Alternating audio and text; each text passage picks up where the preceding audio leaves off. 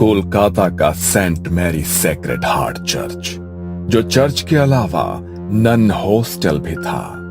जवान लड़कियां जो दुनिया के सारे बंधन और वैभव त्याग कर जीसस और मानवता की सेवा करने की कसम खाती थी, वो इसी हॉस्टल में रहकर अपनी ट्रेनिंग के कुछ साल बिताती थी। और जब उन्हें नन होने के सभी कर्तव्य सिखा दिए जाते तो उन्हें सेक्रेड हार्ट सोसाइटी से जुड़े किसी चर्च में भेज दिया जाता।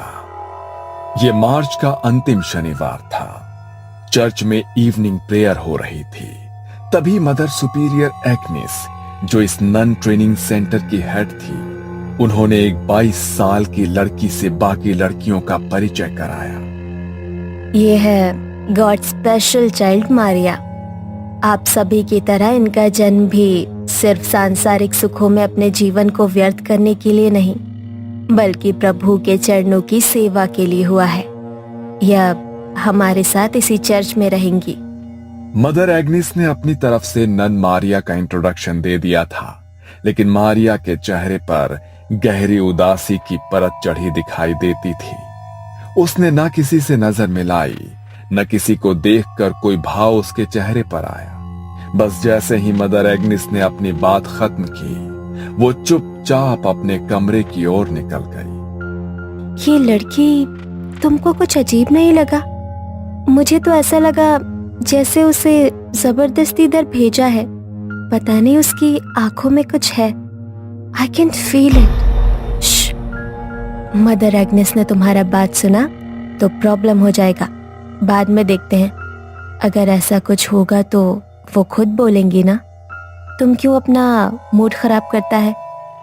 मोनिका के कहने पर उसके ही कमरे में रहने वाली रोमा चुपचाप अपने कमरे में लौट गई थी। लेकिन अभी भी मारिया का वो सपाट चेहरा, गहरी भीतर धसी आंखें उसके मन में कौंध रही थी।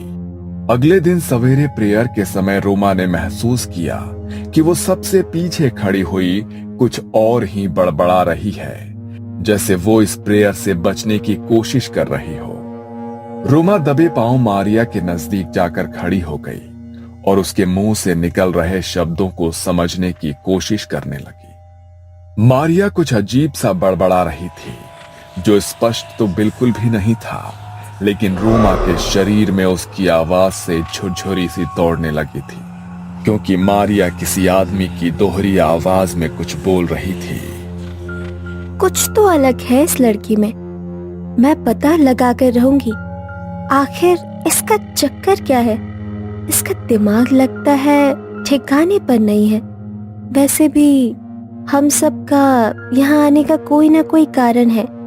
ये तो इतनी पढ़ी लिखी सुंदर है, कोई भी मिल सकता था इसको। यहाँ क्यों आई? रोमा के मन में कई सवाल थे, जिनके उत्तर जानने के लिए वो काफी परेशान थी। शाम को प्रेयर के बाद सभी अपने कमरे में सोने की तैयारी कर रहे थे, लेकिन रोमा ने आज कुछ अलग सोचा हुआ था। सबके सोने के बाद वो दबे पांव मारिया के कमरे की खिड़की पर पहुंची और अंदर झांक कर देखने लगी। लेकिन वहां का नजारा देखकर रोमा के रोंगटे खड़े हो गए थे। मारिया अंदर चेयर पर बैठी हुई थी, लेकिन वो चेयर पर ऐसे बैठी थी जैसे किसी ने उसके पूरे शरीर को मोड़ तरोड़ कर जबरदस्ती वहां बैठाया हो। उसके हाथ पैर बुरी तरह से गुथे हुए थे, गर्दन दूसरी ओर थी। ऐसा लगता था वहां कोई इंसान नहीं, रबर की गुड़िया पड़ी है। अचानक ही मारिया ने अपनी गर्दन रोमा की ओर घुमाई और इस बार मारिया का चेहरा देखकर रोमा की चीख निकल गई। मारिया की आंखों के चारों ओर गहरे स्याह गड्ढे दिखाई पड़ रहे थे। बाल बुरी तरह से उसके चेहरे पर बिखरे थे और दांत इतने काले थे जैसे किसी ने जलता हुआ कोयला उसके मुंह में रख दिया। रोमा की दिल दहला देने वाली चीख सुनकर मदर एग्नेस और बाकी लड़कियां दौड़कर वहां पहुंच गई। रोमा जमीन पर पड़ी हुई थी और उसकी सांसें उखड़ रही थी। तुम यहाँ क्या कर रही हो? क्या हुआ है? रोमा ने उंगली से मारिया के कमरे की ओर इशारा किया। रोमा की हालत देखकर मदर एग्निस ने खिड़की से अंदर की ओर देखा तो उसके भी होश उड़ गए। ओ जीसस, ये क्या है? मैं देखती हूँ, तुम लोग इधर ही रहना। मदर एग्निस क्रॉस को हाथ में लेकर मारिया की ओर कदम बढ़ाती है तो मारिया अपनी कुर्सी से कूदकर नीचे जमीन पर आ जाती है और किसी जंगली जानवर की तरह गुर्राते हुए मदर एग्निस को एक टक घूरने लगती है। एग्निस धीरे धीरे क्रॉस को अपने हाथ में पकड़े मारिया की ओर बढ़ रही थी। तभी अचानक उनके हाथ से क्रॉस छूटकर नीचे गिर पड़ता है। अगले ही पल मारिया की आंखों की पुतली काली हो जाती है। उसकी उंगलियां कड़कड़ की आवाज के साथ पीछे घूम जाती है और मारिया किसी जानवर की तरह एग्निस के ऊपर छलांग लगाकर उसके हाथ का मांस चबा डालती है। वो किसी शैतान की तरह मदर एग्निस का मांस अपने मुंह में दबाए वहां खड़ी हुई थी और मदर एग्निस दर्द से बेहाल हो रही थी। हमला करने के बाद मारिया वापस जाकर उसी कुर्सी पर बैठ जाती है और अजीब सी आवाज में कुछ बड़बड़ाने लगती है। मारिया के मुंह से सुनाई दे रही आवाज ऐसी थी मानो एक साथ 2-3 लोग बोल रहे हों। चीख पुकार सुनकर चर्च में रहने वाले फादर भी वहां पहुंच जाते हैं और मदर एग्निस की ऐसी हालत देखकर उन्हें वहां से बाहर ले आते हैं। मारिया अभी कुछ शांत दिखाई दे रही थी और इसी मौके का फायदा उठाकर मारिया को उसके कमरे में बंद कर दिया जाता है। मारिया की ऐसी हालत देखकर सभी हैरान थे। बाकी की लड़कियों में भी डर का माहौल बन गया था। फादर स्टीव समझ चुके थे कि ये कोई इंसानी नहीं, शैतानी ताकत का काम है। इसलिए बाकी की लड़कियों को उस कमरे से दूर रहने की सलाह दी जाती है और वो क्रॉस को माथे से लगाकर कुछ बुदबुदाने लगते हैं। अगले दिन सुबह प्रेयर का समय था। फादर ने सभी ननों को मारिया के कमरे के बाहर बुलाया और एक साथ प्रेयर करने के लिए कहा। पवित्र जल हाथ में लेकर फादर मारिया के कमरे में दाखिल हुए। एक तरफ बाकी की नन मिलकर लगातार प्रेयर कर रहे थे और दूसरी ओर फादर हाथ में पवित्र जल लेकर मंत्र बोलते हुए उसकी ओर बढ़ रहे थे। फादर को देखकर मारिया के चेहरे के भाव बदलने लगे। वो घबरा कर एक कोने में सिमट रही थी। प्रेयर की आवाज उसके कानों में पहुंच रही थी, जिससे वो अपने दोनों कानों पर हाथ रखकर बचने की कोशिश कर रही थी। अचानक एक चीख के साथ वो जमीन पर गिर पड़ी और उसी के साथ फादर स्टीव ने पवित्र जल छिड़ककर बाकी सभी को यकीन दिला दिया कि मारिया के ऊपर जो भी शैतानी साया था वो पवित्र जल और प्रार्थना की शक्ति से उसे छोड़कर जा चुका है। पवित्र जल ने जहां जहां मारिया के शरीर को छुआ था वहां पर छाले जैसे बन गए थे। ऐसा लगता था जैसे मारिया को किसी ने तेजाब से जला दिया हो।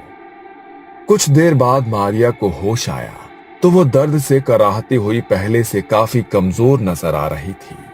उसके शरीर में अब मुश्किल से उठने बैठने जितनी ताकत बची थी। चेहरा एकदम मुरझा चुका था, शरीर भी मानो झुक गया था। मारिया की हालत को देख मदर उसे उसके कमरे के बिस्तर पर ही लिटा देती है। ओह जीसस, इसका हालत बहुत खराब लग रहा है। इसे यही आराम करने दो, होली वाटर इसको ठीक कर देगा।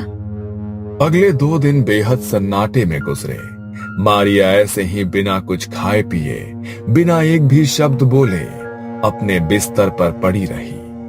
2 दिन बाद उसने टूटे फूटे शब्दों में पानी मांगा। मदर के कहने पर मारिया को पानी पिलाया गया। मारिया अब थोड़ी सामान्य सी नजर आ रही थी। ऐसा लगता था कि जैसे जो भी बुरी शक्ति थी वो वाकई में उसे छोड़कर अब जा चुकी है। मारिया की ऐसी हालत देखकर मदर एग्निस ने प्यार से उसके सर पर हाथ फेरा। कुछ खाओगी? मारिया ने हाँ में गर्दन हिलाई और फिर कई दिनों के बाद मारिया ने भर पेट खाना खाया।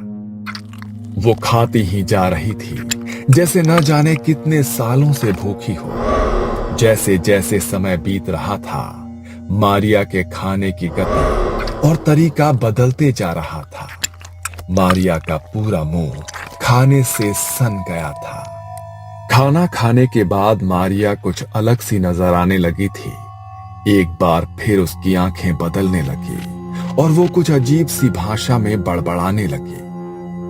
ये बार बार अलग भाषाओं में बोल रही है, लेकिन इसने इतनी सारी भाषाएं सीखी कब? आप तो कह रही थी ये अनाथ आश्रम में रहकर पढ़ी है। क्या वहाँ पर ये सब भी सिखाते हैं? और आपने उसे खाना खाते हुए देखा? ऐसा लग रहा था जैसे कोई इंसान नहीं, जानवर खा रहा हो। मुझे नहीं लगता ये अपने होश में है। इस समय जो कुछ भी कर रही है ये उसके अपने बस में नहीं है। इससे पहले कि कोई कुछ कर पाता, मारिया एक बार फिर से नॉर्मल हो गई थी। ऐसा लगता था अभी कुछ देर पहले जो भी हुआ उसे उसकी जानकारी ही नहीं है। मारिया का स्वभाव गुजरते समय के साथ अजीब और अजीब होता जा रहा था। मदर एग्नेस और फादर स्टीव समझ गए थे कि मारिया को संभाल पाना उनके बस का नहीं है। मारिया को शुक्रवार तक यहाँ पर ही रखना होगा, उसके बाद फादर एडमंड ही कुछ कर सकते हैं। 3 दिन बाद शुक्रवार को फादर एडमंड वहां आए और देर रात सबके सोने के बाद एक्सोर्सिज्म यानी कि मुक्ति की प्रक्रिया शुरू की। मारिया को एक कुर्सी पर बांध दिया गया। उसके चारों ओर क्रॉस और जलती मोमबत्तियां रखकर पवित्र जल का छिड़काव कर दिया गया और उसी के साथ फादर ने मंत्र पढ़ने शुरू कर दिए। मारिया की आंखों की पुतली एक बार फिर से काली नजर आ रही थी। उसके चेहरे पर शैतानी मुस्कान दिखाई दे रही थी। मारिया एक साथ कई भाषाओं में जाने क्या बोल रही थी। कभी उसके मुंह से नन्हे बच्चे की आवाज सुनाई देती, तो कभी किसी आदमी की कड़कती आवाज कानों में पड़ती। जैसे जैसे फादर मंत्र पढ़ते जा रहे थे, मारिया अब गुस्से में दिखाई देने लगी थी। अचानक ही मारिया जोर से चिल्लाती है और उसी के साथ उसके आसपास लगी सभी मोमबत्तियां एक साथ बुझ जाती है। और तभी फादर देखते हैं कि जमीन पर रखे क्रॉस और मारिया के बीच की जमीन फटने लगी है। मारिया बुरी तरह से चीख रही थी। उसकी चीख की तेज आवाज किसी के भी बर्दाश्त से बाहर होती जा रही थी। अचानक ही मारिया का शरीर बुरी तरह से अकड़ने लगता है और उसी के साथ मदर एग्नेस की आंखों का रंग भी गहरा काला पड़ जाता है। मुझे छोड़ दो, मैं बताती हूँ, सब बताती हूँ। ये सब 1 साल पहले शुरू हुआ था। मारिया एक नन कभी बनना ही नहीं चाहती थी। वो तो शादी करके अपना हैप्पी लाइफ स्टार्ट करना चाहती थी। ये हर संडे को सिटी चर्च में आकर प्रेयर में अपनी आवाज में गाने गाकर सुनाती थी। मारिया जैसी सुंदर और खुश मिजाज लड़की को देखकर उस चर्च के यंग फादर नील का दिल उस पर मचलने लगा। नील ये भूल गया था कि उसने चर्च के लिए अपना जीवन समर्पित करने की कसम ली है। धीरे धीरे दोनों के बीच बातें शुरू हुई और जवानी के आवेग में ये दोनों रिश्ते में आ गए। मारिया और नील दोनों के लिए इस रिश्ते को सबके सामने लाना असंभव था, क्योंकि एक फादर उम्र भर कुंवारे रहने की कसम खाता है। अगर ये बात सोसाइटी में किसी को भी पता चलती तो बहुत बड़ा तमाशा होता। चर्च की रेपुटेशन खराब होती सो अलग। इसीलिए वो अब अपनी गलती सुधारना चाहता था। उसी दिन मारिया जब चर्च में प्रेयर के लिए आई तो उसने बताया कि वो 4 महीने की प्रेग्नेंट है। फादर नील के पैरों के नीचे से जमीन निकल गई थी। वो कुछ भी समझने की हालत में नहीं था। वो उस बच्चे को एक्सेप्ट नहीं कर सकता था और मारिया जिद पर अड़ी हुई थी कि वो अपने बच्चे को दुनिया में लाकर ही रहेगी। जब बातों से मारिया नहीं मानी तो नील ने मुझे सारी बातें बताई और मदद मांगी। मैंने वादा किया कि मैं उसकी मदद करूंगी, लेकिन पहले ज़रूरी ये था कि वो मारिया को बच्चे से छुटकारा पाने के लिए राज़ी करे। आधी रात का समय था। बाहर भयंकर तूफान आया हुआ था। मारिया को प्रसव पीड़ा शुरू हो चुकी थी और ऐसी हालत में सिटी चर्च में सिर्फ 3 लोग मौजूद थे, फादर नील, मारिया और नर्स जूली। मैंने नर्स जूली को सिटी चर्च में पहुंचने के लिए कहा था। जूली आ गई है ना, तुम चिंता मत करो, वो सब संभाल लेगी। यस, जूली तो आ गई है, लेकिन मारिया की हालत बहुत खराब है। मुझे कुछ समझ नहीं आ रहा, अगर उसे कुछ हो गया तो। मारिया की डिलीवरी समय से पहले कराने के लिए हमने धोखे से दवाइयाँ दी है। ऐसी कंडीशन में मरीज की हालत बिगड़ती ही है। इस समय तुम अपनी रेपुटेशन की चिंता करो, मारिया की नहीं। और अगर मर जाएगी ना तो अच्छा ही है, तुम्हारे लिए रास्ते का रोड़ा अपने आप साफ हो जाएगा। रात के तकरीबन 2 बजे बच्चे का जन्म हुआ। तब तक मैं भी सिटी होली चर्च पहुंच गई थी। मारिया की हालत खराब थी। आपका बच्चा पैदा होते ही चल बसा। I am sorry. नर्स के इतना कहते ही मारिया चीख चीख कर रोने लगी। मैंने नर्स को इशारा किया और वो बच्चे को लेकर चर्च के पीछे बने कब्रिस्तान में आ गई। नील मारिया को संभालने की कोशिश कर रहा था और उसी क्षण हम दोनों ने मारिया के जीवित बच्चे को गड्ढा खोदकर दफना दिया। हमें लगा था कि ये सब भी उस बच्चे के साथ हमेशा के लिए दफन हो गया, लेकिन कहते हैं ना, सच्चाई चाहकर भी छिपती नहीं है। मारिया को बदहवासी से रोते देख नील अपने आपे से बाहर हो गया। अरे क्या रोना धोना लगा कर रखा है तुमने? अगर जिंदा भी रहता तो क्या मिल जाता तुम्हें? अब तुम भी सुकून से जियो और मुझे भी जीने दो। कभी सोचा भी है कि अगर मैंने ये फैसला ना लिया होता तो जिंदगी बर्बाद हो गई होती हम दोनों की। तुमने क्या किया मेरे बच्चे के साथ? सच सच बताओ, कहीं ऐसा तो नहीं उस नर्स ने झूठ बोला मुझसे? हाँ, झूठ बोला हमने तुमसे। अब बेहतर होगा कि तुम अपने मुंह पर ताला लगा लो। मारिया घंटों तक रोती चिल्लाती रही, लेकिन अब कुछ नहीं किया जा सकता था। मारिया जानती थी फादर नील सबकी नजर में एक संत है। वो चीख चीख कर भी अपनी सच्चाई बताएगी तो भी कोई भरोसा नहीं करेगा। और वैसे भी अब इस सच को साबित करने के लिए उसके पास कोई सबूत भी नहीं था। मारिया अब खामोश सी हो गई थी। दिन भर किसी से बात करने वाली मारिया अक्सर रात में कब्रिस्तान में जाकर चीख चीख कर रोया करती थी। फिर उसने कब्रिस्तान जाना छोड़ दिया। एक रोज मेरे पास फोन करके मारिया ने कहा कि वो नन बनना चाहती है। शुरू में मैंने उसे समझाने की कोशिश की, लेकिन वो मानो अपनी जिद पर अड़ गई थी। नील के धोखे ने उसे बुरी तरह से तोड़ दिया था और अब वो इस संसार में किसी के साथ भी नाता रिश्ता नहीं रखना चाहती थी। और फिर मैं उसे अपने साथ यहाँ ले आई। कॉल नील, वरना ये मारिया जाएगी। फादर कुछ मंत्र पढ़ते हैं और मारिया के ऊपर हॉली वाटर की कुछ बूंदें छिड़क देते हैं। मारिया खुद को अपने बच्चे की मौत का जिम्मेदार समझ रही थी। उस गिल्ट ने उसको भीतर से बिल्कुल खोखला कर दिया था। आधी रात को कब्रिस्तान में जाकर मरे हुए बच्चे को पुकारने के कारण शैतानी रूहों ने उसके शरीर पर कब्जा कर लिया है। इन रूहों में मारिया के नन्हे बच्चे की आत्मा भी शामिल है, जो अब अपना बदला लेना चाहता है। फादर ने एक्सॉर्सिज्म की प्रक्रिया को और भी तेजी से शुरू कर दिया। वो लगातार हॉली वाटर छिड़क कर मंत्र पढ़ रहे थे। बंद करो, बंद करो।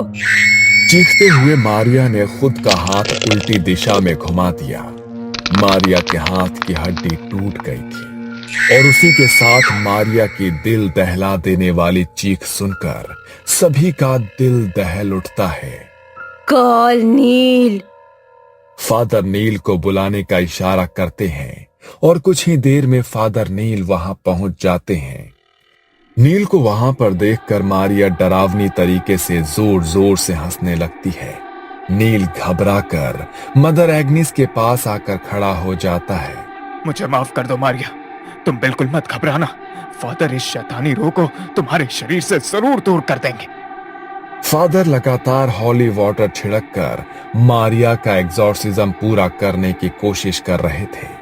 अचानक ही मारिया अपनी गर्दन ऊपर की ओर उठाती है और उसी के साथ मदर एग्नेस और फादर नील का शरीर हवा में ऊपर उठने लगता है। बुझी हुई मोमबत्तियां एकाएक जल उठती है और उसमें से 2 मोमबत्ती जाकर मदर एग्नेस और नील के कपड़ों को आग लगा देती है। मारिया एक बार फिर से लड़खड़ाती जुबान में बड़बड़ाती है, एक पाप, एक ही सजा। नील और मदर एग्नेस जमीन से इतनी ऊंचाई पर थे कि कोई चाहकर भी उनके शरीर से उठ रही आग की लपटों को बुझा नहीं सकता था। फादर के हाथों में पकड़ा हुआ हॉली वाटर उनके हाथ से छूटकर नीचे गिर पड़ता है और उसी के साथ मारिया की गर्दन एक ओर लटक जाती है। झुलसने के कारण मदर एग्नेस और फादर नील की मौत हो गई थी और मारिया, उसकी टूटी सांसें अभी भी बाकी थी। मारिया को तुरंत अस्पताल ले जाया गया और वहां पर कुछ दिन बिताने के बाद वो स्वस्थ हो जाती है। यूं तो फादर एडमंड ने आज तक बहुत से एग्जॉर्सिज्म किए थे, लेकिन उनके चर्च में किया हुआ यह पहला एग्जॉर्सिज्म था जो किसी नन के ऊपर हुआ था और जिसमें 2 जान भी चली गई थी। सिटी हॉली चर्च और सेक्रेड हार्ट चर्च को इस घटना के बाद बंद कर दिया गया, लेकिन मारिया और फादर एडमंड के लिए ये एक बुरा सपना बन गया जो आज भी उन्हें रातों को सोने नहीं देता। ये कहानी आपको अच्छी लगी हो तो हमें सब्सक्राइब करें, हमारा इंस्टाग्राम और फेसबुक पेज जरूर फॉलो करें। अगर आपके पास ऐसी ही कोई कहानी हो तो हमें कमेंट बॉक्स में भेजें। हम कोशिश करेंगे कि अगली एनिमेटेड स्टोरी आपकी होगी।